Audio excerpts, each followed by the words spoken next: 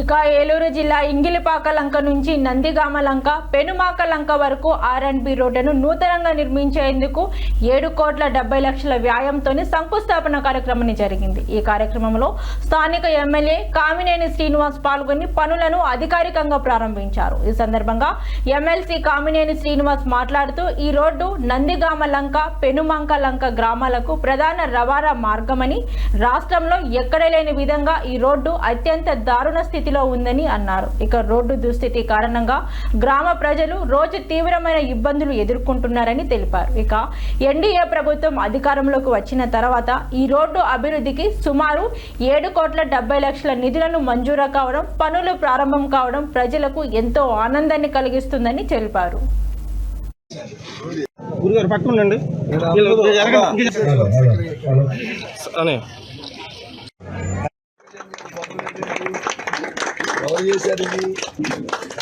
ఎవరు చేశారు? పవన్ కళ్యాణ్ గారు R&B డిపార్ట్మెంట్ సార్ వెయ్యాలి, ఎంతైనా పర్వాలేదు.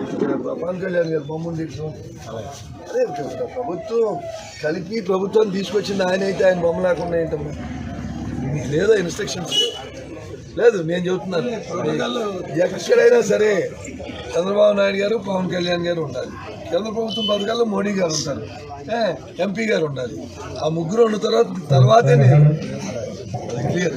పిల్లలకు కానీ పండుగ రోడ్డు కానీ అందరూ బాగా చేశారనుకోవడం కాదు. ఇవాళ అయిపోతే మళ్ళీ వచ్చే ఏడాదికి ఇదే అవుతుంది. అర్థం చేసుకోవాల్సింది ఏంటంటే ఒక్కొక్క క్వాలిటీ రోడ్డుకి ఒక్కొక్క స్పెసిఫికేషన్స్ ఉంటాయి. పూర్వం మీకు ఏమొచ్చాయి, ఇక్కడ సారవాకి మునిగిపోయే పొలాలు, దాళవాకి ఉంటే పంట వస్తే 3 టన్నులు లారీ 13 టన్నులు 10 టన్నులు వడ్లేసుకెళ్తానికి వచ్చాయి. ఇంకేం వచ్చాయి కదా. ఇల్లు కట్టుకుంటామంటే ఒకసారి సిమెంట్ ఇసుక వచ్చేది.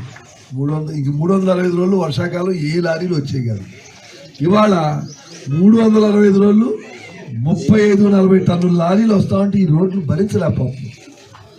మీకు అర్థం కాల.